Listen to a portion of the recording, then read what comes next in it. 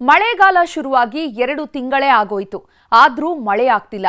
ಹೀಗಾಗಿ ಬೆಳೆಗಳೆಲ್ಲ ಬಿತ್ತಿದ್ದಲ್ಲೇ ಒಣಗೋದಕ್ಕೆ ಶುರುವಾಗಿದ್ದು ರೈತರು ಸಾವಿನ ಹಾದಿ ಹಿಡಿತಿದ್ದಾರೆ.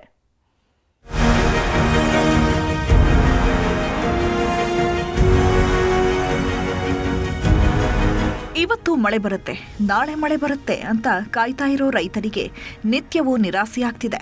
ಇವತ್ತಾದ್ರೂ ವರುಣದೇವ ಕೃಪೆ ತೋರ್ತಾನ ಅಂತ ಕಣ್ಣರಳಿಸಿ ಕಾಯ್ತಿದ್ದವರು ಕಣ್ಣೀರಿಡೋದಕ್ಕೆ ಶುರು ಮಾಡಿದ್ದಾರೆ.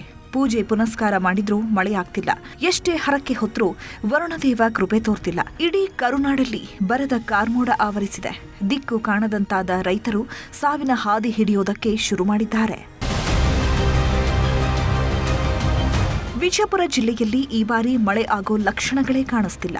ಇಂಡಿ, ಚಡಚಣ, ಆಲಮೇಲ, ಸಿಂದಗಿ ತಾಲೂಕುಗಳಲ್ಲಿ ಬರ ತಾಂಡವವಾಡ್ತಿದೆ. ಮುಂಗಾರು ಆರಂಭದಲ್ಲಿ ಸುರಿದ ಅಲ್ಪ ಸ್ವಲ್ಪ ಮಳೆ ನಂಬಿಕೊಂಡ ರೈತರು ತೊಗರಿ, ಈರುಳ್ಳಿ ಬಿತ್ತನೆ ಮಾಡಿದ್ರು. ಆದರೆ ಮೊಳಕೆ ಒಡೆಯೋ ಟೈಮ್ಗೆ ಮಳೆ ಕೈಕೊಟ್ಟಿದ್ದು ಬಿತ್ತಿದ ಬೀಜಗಳೆಲ್ಲ ಭೂಮಿಯಲ್ಲೇ ಒಣಗೋದಕ್ಕೆ ಶುರುವಾಗಿದೆ. ಸಾವಿರಾರು ರೂಪಾಯಿ ಸಾಲ ಸೂಲ ಮಾಡಿದವರು ದಿಕ್ಕು ಕಾಣದಂತಾಗಿ ಕಣ್ಣೀರಿಡ್ತಿದ್ದಾರೆ. ಹೀಗಾಗಿ ಬರಪೀಡಿತ ಜಿಲ್ಲೆಯಾಗಿ ಘೋಷಿಸುವಂತೆ ಮನವಿ ಮಾಡ್ತಿದ್ದಾರೆ. ಸರ್ಕಾರ ಒಂದು ಜವಾಬ್ದಾರಿಯುತವಾಗಿ ಬರ ಘೋಷಣೆ ಮಾಡಬೇಕು, ಗೋಶಾಲೆಗಳನ್ನು ಪ್ರಾರಂಭ ಮಾಡಬೇಕು, ಕೃಷಿ ಕಾರ್ಮಿಕರಿಗೆ ದುಡಿಯೋ ಕೈಗಳಿಗೆ ಉದ್ಯೋಗ ಕೊಡಬೇಕು. 25-30% ಅಲ್ಲಲ್ಲಿ ಮಳೆಯಾದಲ್ಲಿ ಬಿತ್ತನೆ ಮಾಡಿದ್ರು, ತೇವಾಂಶದ ಕೊರತೆಯಿಂದ ಒಣಗಿ ಹೋಗಿದೆ, ಅವ್ರಿಗೆ ಪರಿಹಾರ ಕೊಡಬೇಕು. ಸಮಾಜರಿ ದಾಳಿಂಬೆ ಹಚ್ಚಿದೇವ್ರಿ, ನಿಂಬೆ ಗಿಡ ಹಚ್ಚಿದೇವ್ರಿ, ಉಳ್ಳಾಗಡ್ಡಿ ಹಚ್ಚಿದೇವ್ರಿ, ಎಲ್ಲ ಏನದ ಒಣಗಿ ಹೋಗ್ಲಿ ಹೊಂಟವ್ರಿ. ಮಳಿ ಇಲ್ರಿ, ನೀರಿಲ್ಲ, ಒಟ್ಟ ಕುಡ್ಲಿಕ್ಕೆ ನೀರು ಸಿಗಲ್ಲಾಗ್ಯಾವ್ರಿ. ಅದರದಿಂದ ಏನದ ಅಂತ ಇಮಾರಿ ಏನದ ಬರ್ತದತ್ತಾರ ಮತ್ತು ಕಟ್ಕೋರಿ ರೂಲ್ಸ್ ಮುಂದಕ್ಕೆ ಹಾಕ್ಯಾರ ತಲಗತ್ತಾರ. ಸಾಲನು ಏನದ 3 ಲಕ್ಷ ರೂಪಾಯಿ ಸಾಲನು ತೊಗೊಂಡಿದೇವ್ರಿ. ಈಗ ಎದರಿಂದ ಕಟ್ಟದ್ರಿ ಅದಕ್ಕೆ. ಕಲಬುರಗಿಯಲ್ಲೂ ರಣಭೀಕರ ಬರ ಆವರಿಸಿದೆ. ಜನರ ಜೀವನಾಡಿ ಆಗಿರುವ ಭೀಮೆ ಒಡಲು ಬರಿದಾಗಿದ್ದು ಜೀವ ಜಲಕ್ಕಾಗಿ ಹಾಹಾಕಾರ ಶುರುವಾಗಿದೆ. ಕೆರೆಗಳೆಲ್ಲ ಬಾಯಿ ತೆರೆದು ನಿಂತಿದ್ದು ಮುಂದೆ ಹೇಗಪ್ಪ ಅನ್ನೋ ಚಿಂತೆ ಕಾಡ್ತಿದೆ. ಭೀಮಾ ನದಿಯನ್ನೇ ನಂಬಿಕೊಂಡಿರೋ ಅಫ್ಸಲಪುರ, ಜೇವರ್ಗಿ, ಚಿತ್ತಾಪುರದಲ್ಲಿ ಬೆಳೆಗಳಿಗೆ ನೀರಿಲ್ಲದೆ ಒಣಗೋದಕ್ಕೆ ಶುರುವಾಗಿದೆ. ಎಲ್ಲೆಲ್ಲೂ ಬರದ ಛಾಯೆ ಆವರಿಸಿರೋದ್ರಿಂದ ನಗರ ಪ್ರದೇಶಗಳಲ್ಲಿ ವಾರಕ್ಕೊಮ್ಮೆ ಕುಡಿಯೋ ನೀರು ಸರಬರಾಜು ಮಾಡ್ತಿದ್ದಾರೆ.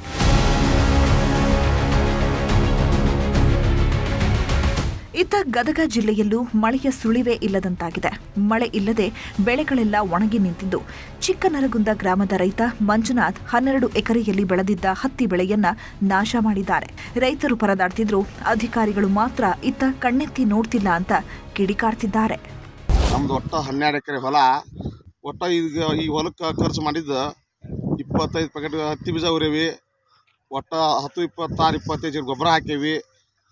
ಭಾಳ ಸಾಲ ಮಾಡಿ ನಾವು ತಂದು ಈ ಹೊಲಕ್ಕೆ ಇನ್ವೆಸ್ಟ್ಮೆಂಟ್ ಮಾಡಿದ್ದೀವಿ. ಇದು ಮಳೆ ಕಡಿಮೆ ಆದ್ರಿಂದ ನಮಗೆ ಸರಿಯಾಗಿ ಎಲ್ಲ ಪೀಕ್ ಒಣಗಾಕೊಂತು. ಹಿಂಗಾಗಿ ಬ್ಯಾಡ ಸರಿ ಇದನ್ನಂತಂದು ನಾವು ಹೊರಗಾಕೊಂತೇವೆ. ಈಗ ಇದನ್ನು ಸರ್ಕಾರ ಗಮನಕ್ಕೆ ತಗೊಂಡು ಗದಗ ಜಿಲ್ಲೆ ಬರಗಾಲ ಅಂತ ಸಾರಿ ರೈತರಿಗೊಂದು ಏನೋ ಪರಿಹಾರ ಅಂತ ಕೊಟ್ಟು ಅನುಕೂಲ ಮಾಡಬೇಕಂತ ಕೇಳ್ಕೊತೇನೆ.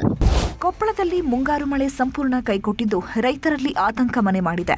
ಬೆಟಗೇರಿ ಗ್ರಾಮಸ್ಥರು ಮಳೆಗಾಗಿ ದೇವರ ಮೊರೆ ಹೋಗಿದ್ದು ಬ್ರಹ್ಮ, ವಿಷ್ಣು, ಮಹೇಶ್ವರ ದೇವಸ್ಥಾನದಲ್ಲಿ ನಿರಂತರ ಸಪ್ತ ಭಜನೆ ಮಾಡ್ತಿದ್ದಾರೆ.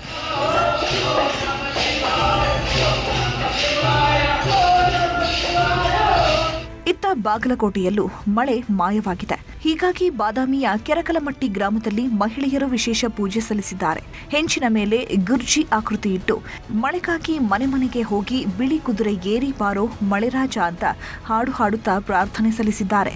ಬಳಿಕ ಊರ ದೇವಸ್ಥಾನದಲ್ಲಿ ಅನ್ನಸಂತರ್ಪಣೆ ಮಾಡಿದ್ರು.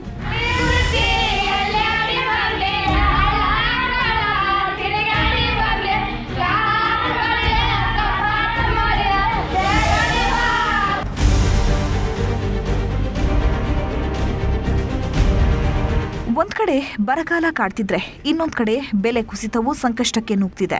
ಮಾರುಕಟ್ಟೆಯಲ್ಲಿ ಮೆಣಸಿನಕಾಯಿಯನ್ನ ಕೇಳೋರೇ ಇಲ್ಲದಂತಾಗಿದೆ. ಹೀಗಾಗಿ ಧಾರವಾಡ ತಾಲೂಕಿನ ಗೋವನಕೊಪ್ಪದಲ್ಲಿ ಬೆಳೆದಿದ್ದ 3 ಎಕರೆ ಮೆಣಸಿನಕಾಯಿ ಬೆಳೆಯನ್ನ ತಮ್ಮ ಕೈಯಾರೆ ಹಾಳು ಮಾಡಿದ್ದಾರೆ. ನಾವೀಗ ಮೆಣಸಿನಕಾಯಿ ರೂಟ್ರು ಹೊಡೆದಿದ್ದೇವೆ ಸರ್. ಈಗ ನುಕ್ಸಾನ ಆಗಿದ್ದಕ್ಕೆ ರೂಟ್ರು ಹೊಡೆದಿದ್ವಿ.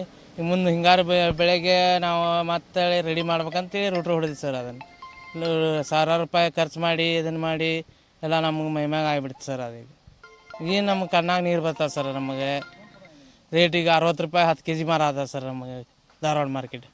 ನಮಗೆಲ್ಲ ನುಕ್ಸಾನ ಆಗುತ್ತೆ ಸರ್. ಎಲ್ಲ ಬೆಳೆದಿದ್ದೆಲ್ಲ ಮೈಮೆ ಆಗುತ್ತೆ, ದುಡಿದಿದ್ದೆಲ್ಲ ಮೈಮೆ ಆಗುತ್ತೆ ಸರ್.